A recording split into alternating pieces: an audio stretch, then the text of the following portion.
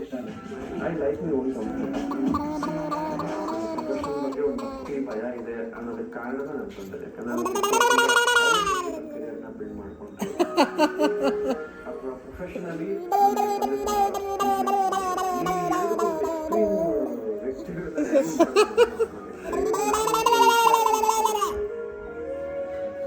ಕಚ್ಚದ ನೀನು ನನ್ನ ಚಿಕ್ಕ ವಯಸ್ಸಲ್ಲಿ ನುಡಿಸ್ತಾ ಇದ್ದೆ. ಅಪ್ಪ ನಮ್ಮ ಜಾಸ್ತಿ ಭರತನಾಟ್ಯ